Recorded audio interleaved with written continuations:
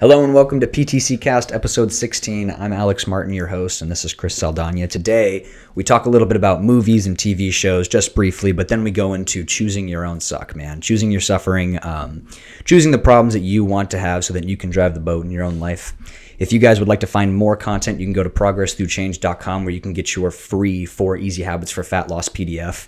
It's literally a free guide. I have no idea why you wouldn't take it. You log on and it takes maybe 15 seconds to get. I bet I could time it and do it in less than 15 seconds. Yeah, probably. Yeah, definitely. Yeah. Name and email. Yep, that's it. Check us out there. You can also follow my personal bodybuilding log at Alex Chris Martin. Welcome to the show. Do you watch any funny shows? I know you're an anime guy. Nah, dude, I actually stopped watching shows. It's probably a good idea. Because I fucking love shows, dude. I love shows, movies, all of that. It's hard for me to commit to a show, man. The last time we tried to watch a show, we were watching Law and Order SVU, but it was giving me nightmares, so I had to stop watching it. Oh yeah, you're not good at all when it comes to like scary things or like realistic crime or. It's just, dude, there's something like I think I have. I don't know if it's necessarily like empathy is the right word I'm looking for, but like I have that bone. Like I've said before on podcasts that I cry at kids movies like often. Like I connect to things like really easily. Yeah. I guess in books or in movies or in cinema or in games. Like I really feel the message and like I get it from my mom. Like the running joke in my family is to like look at my mom at the end of a movie and see if she's crying or not. Like, but that's me. So, but yeah, I think like stuff like that like hits me heavy. So yeah. Bro, that's the same with me though. If you put on a Disney movie, do not look at me. Yeah. First of all, I will get pissed off if you look at me while I'm watching a Disney movie because I know that I'll have like a frog in my throat or watery ass eyes. And I know that you're looking at me so that you can see it. And you're like, stop. And I'm like, look away. Like my little brother, whenever I'm watching movies. He just dead eyes you. He's dude. Like whenever it gets to a sad part, he'll know, like, I don't know what it is. It's like he wants to see it because he'll stop looking at the movie and just look right at me, dude. And I won't do anything. He like Jim Halpert you from The Office. He's like, he just dead eyes you. Bro. Dang, you messed it up. Sorry, go on. But he'll keep on dead eyeing me until I turn and look at him and say, "Dude, look away right now before I get pissed off." And then he'll look away. But then again, so later on in the movie, he knows, dude. No. But he really wants to see that. We watched the Sam Raimi, Tobey Maguire Spider-Man last night. The first Spider-Man that came out with Green Goblin. Didn't cry at that. She did though. That's a good movie, especially when like you could see the destruction of the Green Goblin. I don't remember like his name. Yeah, Harry Osborn. Yeah, Harry Osborn. You can see like Norman Osborn. Like Roman Osborn. You can see how his character just gets. Oh, Norman. You can see how his character just gets like messed up. Yeah, he goes crazy. It's a hell of a performance. Into a villain. It's a hell of a performance. Sad. That's some good acting right there. It is, man. So choosing your suffering. What had you thinking about that? There's actually this audiobook. So last night I got billed for Audible, and I was like, I don't want this. So I went and canceled my subscription, and they told me that I had 1 extra credit to go spend before I cancel it. So I went to the store, and the first thing that popped up was a book called The Art of Not Giving a Fuck. And so I was like... The subtle art of... The subtle art of not giving a fuck. So I was like, or on the last podcast, I talked about that I'm trying to literally not give a fuck about like other people's opinions or other people's expectations, or just not giving a fuck about the things that I shouldn't care about. Right. So I was like, why not? Let me listen to that book. And I don't know why. Maybe it was because he was like cursing in the book that it was like, ooh, this is cool. Yeah. But I was actually like really listening to every word that he was saying. And on the way here in my car, he was talking about how the pursuit of happiness is really the pursuit of just picking problems that you like and solving them.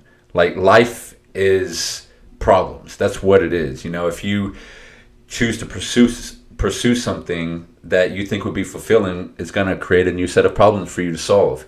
And there's nothing wrong with that. Like that's good, just as long as it's problems that you want to solve and something that you actually enjoy solving. Yeah. And with that, he was talking about choosing what like what you want to suffer in life for. So again, you know, talking about relationships and maybe something like that, that's the first thing that just pops up in my head.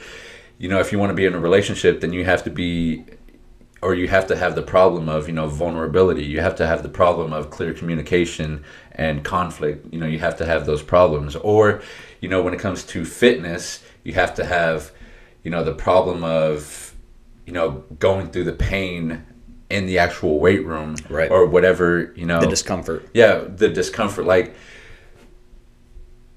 his whole thing was, instead of focusing on, you know, the happy up in the sky things, maybe, you know, a way to improve your life is to focus on the suffering that you want to go through in order to live a more fulfilling life. Right. The things you can pick and think, that's not that bad, I'd like to solve that, or I'd like to be a part of that process. Yeah, exactly. Like, I don't ever think about that stuff because I'm always thinking about like the end game and, you know, the happiness and the fulfillment and all of that stuff.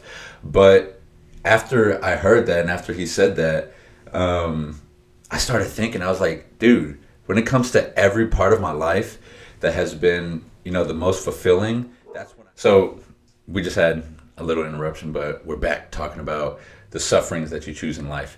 So I was thinking about, you know, the most fulfilling parts in my life, and yeah, like, of course, the good feeling of accomplishing whatever, like, of course that, you know, feels good. But when you think about it, the best feeling is the actual process of, you know, achieving whatever it is you're trying to achieve, like overcoming those challenges, and, you know, coming out on the opposite side of suffering. But, you know, going through that suffering is so freaking awesome. You know, like when I lost all that weight, every single day I was suffering for multiple hours a day. You can ask my parents, like, when I would get up in the morning, I would seriously have to hold the staircase so that I could actually walk downstairs.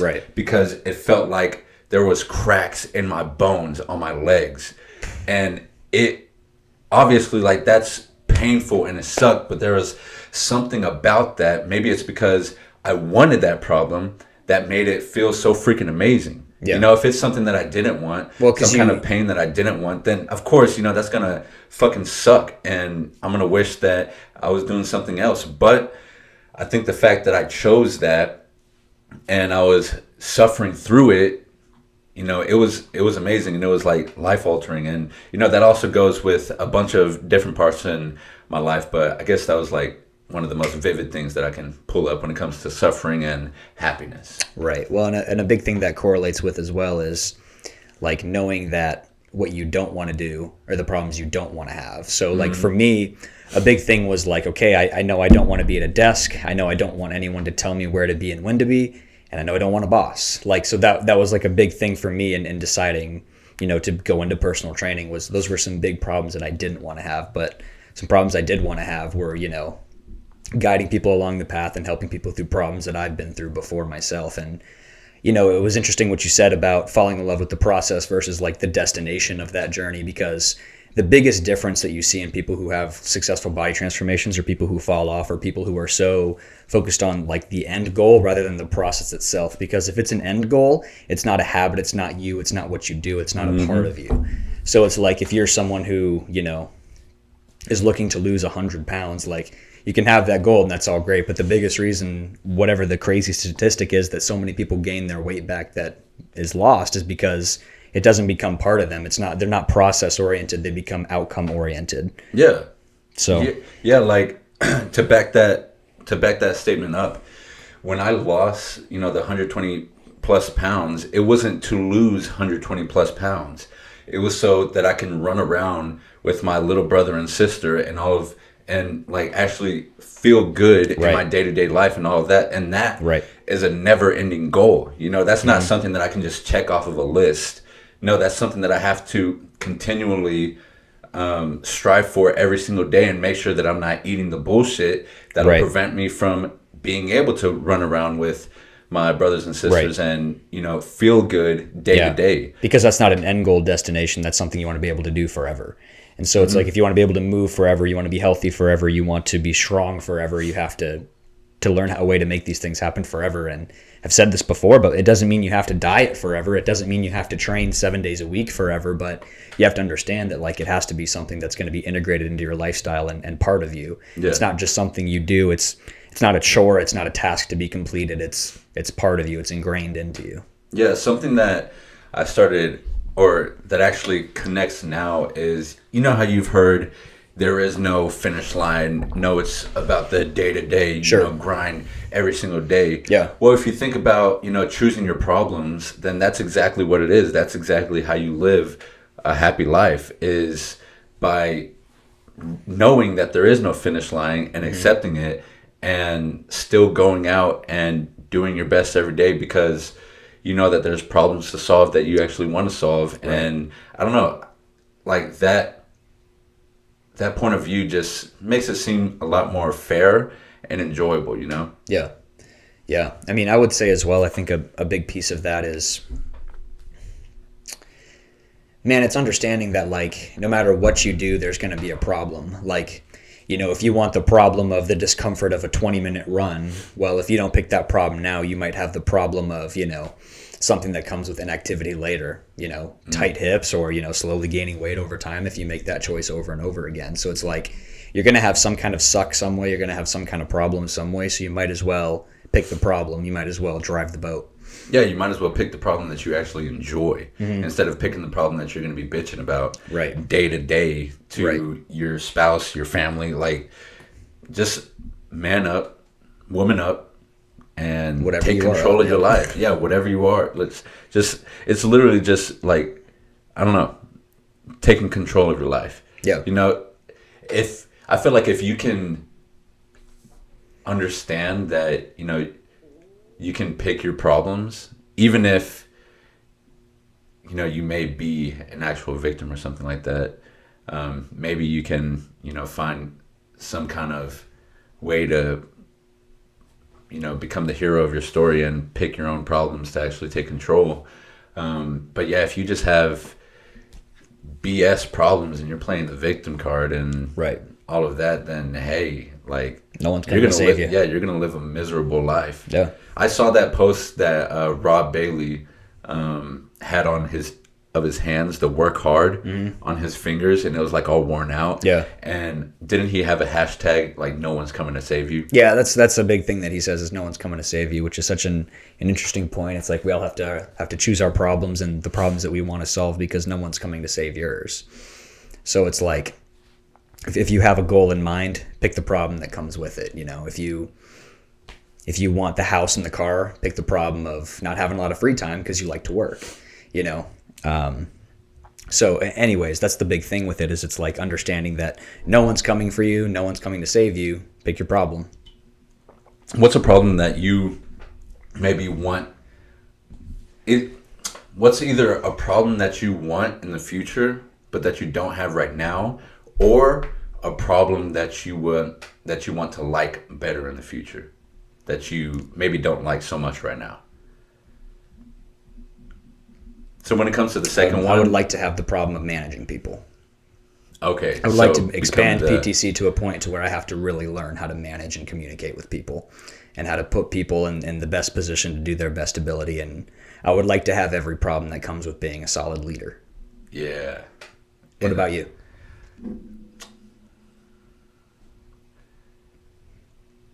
I would like the problem of being the pillar for my family.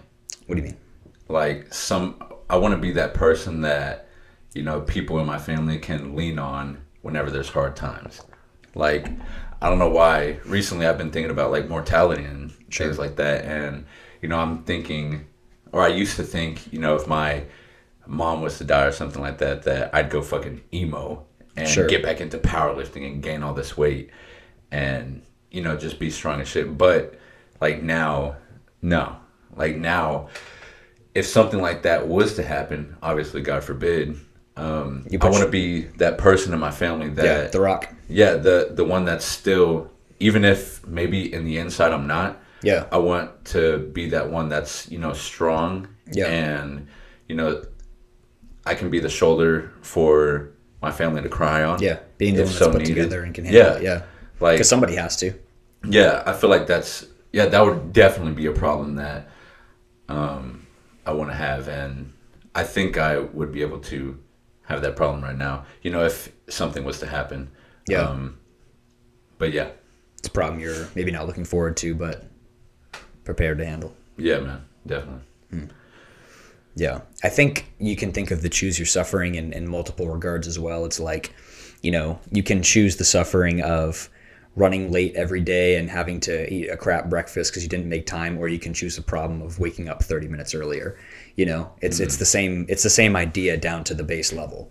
You can break it down to whatever, you know, macro scope of, you know, big problem in the future, like we just stated, or microscope of, hey, do I want to, you know, get up now and maybe be a little more tired so I can have more time to do the things I do, or do I want to sleep a little later and then feel crammed all day and feel rushed and anxious and all these other things? So you pick your problem and you get to pick the follow-up as well. Yeah, man, it's almost like you're reverse engineering it, right? Mm-hmm. Maybe not like intentionally, but I feel like that's what happens. You know, like going back to the problem that, you know, I would want to have with my family. Well, if that's how I want to act when my family's going through that time or those times, then I know that I have to, you know, be emotionally sound during hard times, and I don't know, just maybe act like the supportive human being, you know, day in and day out, in order to build the type of person that I would need to be, you know, to have that problem. And then for you, you know, maybe that's reading leadership books, or, you know, finding opportunities to be a leader, right, and seeing how you perform, or getting feedback right from the people that you are managing. So yeah, you're able to, once you actually consciously choose those problems, or, you know, you think about your life and maybe you see your current problems, then you're able to dissect them and see how to make them more manageable and, again, more enjoyable, or something that you can actually get better at. Right. It's kind of weird to think about. You know, usually when it comes to problems, it's like, I don't want them, you know. Sure. I want to get rid of them, like, now. Or like, what's wrong with my life? Why do I have these problems? This isn't right. But maybe it is right to have, you know, the certain problems. Yeah. Maybe that's, you know, what makes life fulfilling and shit. Because, you know, if you don't have any problems, then what do you have to work for? You know, like, what would your purpose be in life if you don't have anything to fix? Well, it's the same idea as wanting to, you know, retire onto, you know, the beach and drink margaritas every day and lay in the sun. And it's like, yeah, you can do that a couple times, but then where's your purpose? Like, what's fulfilling you? And, you know, obviously I'm far from retirement, so maybe that's a bad example. But, you know, it's one of those things where it's like, you have to have something, man. You have to have some sort of like thing to fight against, to push on, to, you know, we need to be fighting for a state of homeostasis always.